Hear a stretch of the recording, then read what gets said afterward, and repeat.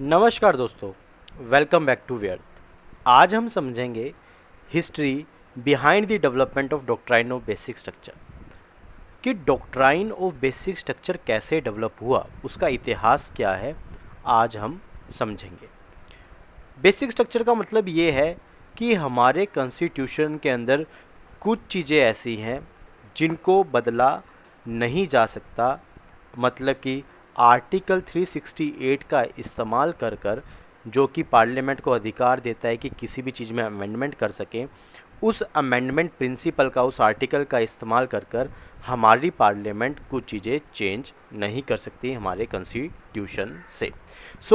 कैसे डेवलप होता है, चलते हैं। The emergence of basic structure. सबसे पहले एक केस आता है 1951 में। ये केस है शंकरी प्रसाद केस। ये क्यों आता है? ये आता है किसके खिलाफ? फर्स्ट अमेंडमेंट एक्ट 1951 के खिलाफ। क्यों आता है? क्योंकि फर्स्ट अमेंडमेंट एक्ट 1951 के अंदर क्या किया गया, एक फंडामेंटल राइट, मतलब कि राइट टू पावर, जो प्रॉपर्टी है उसको जनता से छीन लिया गया। एंड क्यों छीना गया, उसके पीछे भी एक रीज़न था, एप्ट रीज़न था, बिकॉज गवर्नमेंट को करना था डेवलपमेंट, एंड डेवलपमेंट करने के लिए चाहिए थी लैंड।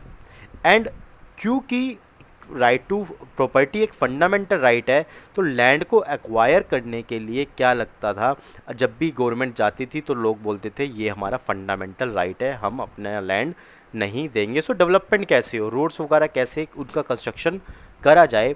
क्या हुआ, शंकरी प्रसाद केस आता है। शंकरी प्रसाद केस सुप्रीम कोर्ट के अंदर जजमेंट, सुप्रीम कोर्ट जजमेंट देता है।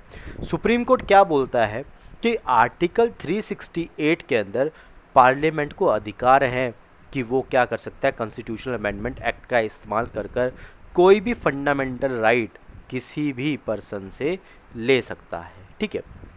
और इसमें एक और बात कंक्लूड करी कि आर्टिकल 13 के अंदर जो मीनिंग ऑफ लॉ है ना, उसका सिर्फ मतलब है ऑर्डिनरी लॉज।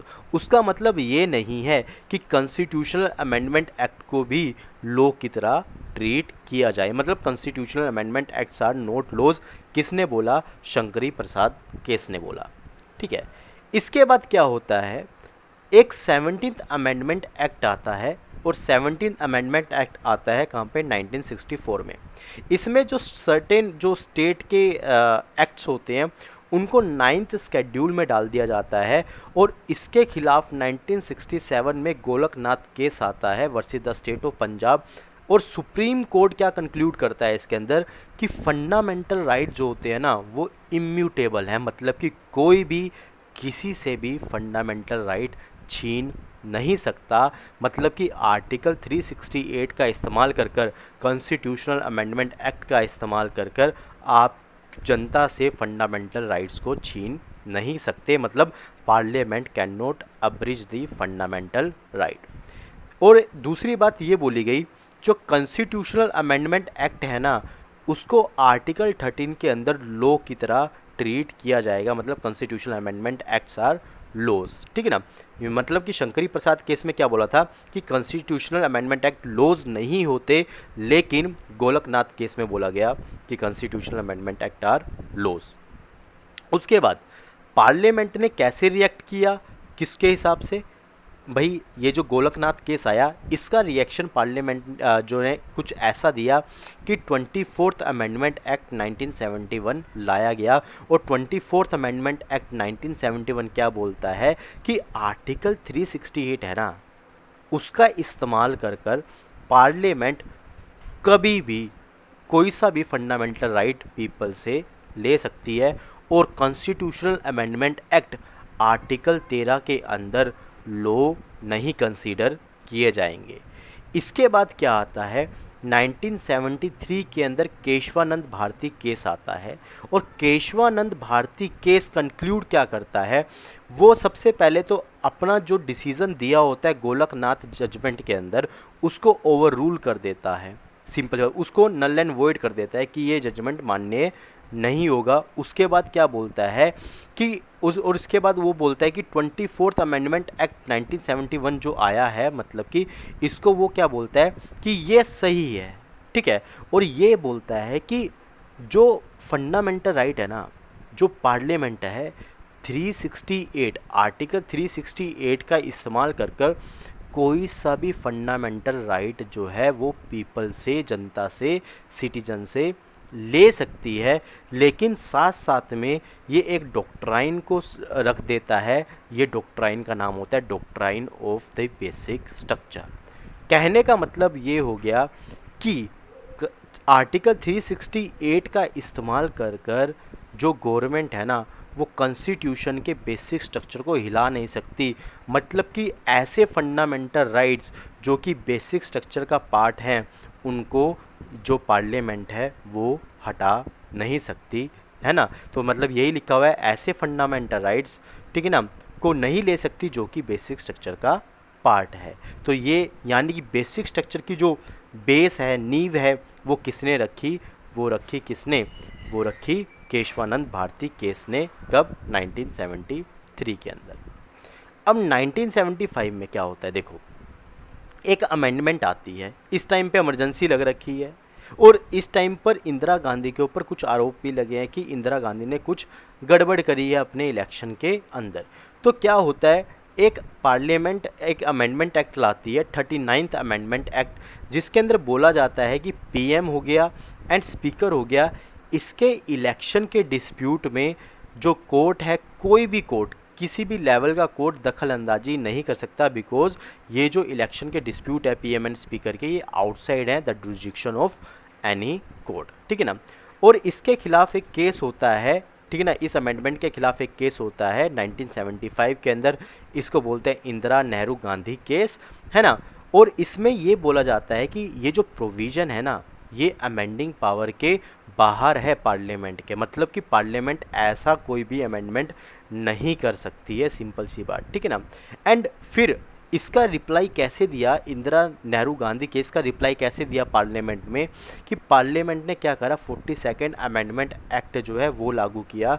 और इसमें बोला गया कि आर्टिकल 368 के तहत पार्लियामेंट के पास अनलिमिटेड पावर है अमेंडमेंट की, और वो इस आर्टिकल 368 का इस्तेमाल कर कर कोई भी फंडामेंटल राइट को ले सकती है किसी भी सिटीजन से, एंड इसके लिए कोई भी अपील नहीं कर पाएगा कोर्ट के अंदर, ठीक है। एंड फिर क्या होता है, 1980 के अंदर एक केस आता है, Minerva mill case. Minerva mill case के अंदर कंक्लूड किया जाता है कि अभी क्या बोला, देखो पिछले वाले केस में क्या बोला कि 42nd अमेंडमेंट एक्ट में क्या बोला कि आर्टिकल 368 के अंदर अनलिमिटेड पावर है और इसमें कोई भी अपील नहीं कर सकता कोर्ट के अंदर। तो कोर्ट ने क्या बोला कि भाई जुडिशियल रिव्यू तो क्या है, बेसिक स्ट्रक्चर का पार्ट है। मिनर्वा मिल केस में बोला जुडिशियल रिव्यू तो क्या है, बेसिक स्ट्रक्चर का पार्ट है। अगर सुप्रीम कोर्ट चाहेगा, अगर पार्लियामेंट ने कुछ गलत लॉ बनाया होगा, गलत एक्ट लाया होगा, तो सुप्रीम कोर्ट जो है वो क्या कर सकता है, जुडिशियल रिव्यू कर सकता है, उसके अंदर हस्तक्षेप कर सकता है, सिंपल सी बात, ठीक है ना। और ये भी बोला कि लिमिटेड अमेंडिंग पावर जो है वो बेसिक स्ट्रक्चर का पार्ट है। मतलब कि आर्टिकल 368 का मतलब क्या होता है, अमेंडमेंट की पावर तो दे रखी है, लेकिन वो पार्लियामेंट को अमेंडमेंट की पावर लिमिटेड है, वो अनलिमिटेड नहीं है, सिंपल सी बात, ठीक है ना। तो आर्टिकल 316 के जो अमेंडमेंट्स है ना, नहीं ला सकती जो पार्लियामेंट की अमेंडिंग पावर को इंक्रीज़ करे। मतलब कहने का मतलब क्या है कि आर्टिकल 368 का इस्तेमाल कर कर पार्लियामेंट ऐसा अमेंडमेंट नहीं ला सकती जो कि पार्लियामेंट की अमेंडमेंट पावर को और इंक्रीज़ कर दे। और इससे क्या होगा, कॉन्स्टिट्यूशन का जो स्ट्रक्चर है वो ख़राब हो सकता है, डैमेज हो सकता है, ठीक है ना। एंड फिर इसके बाद 1981 के अंदर आता है वमन राव केस।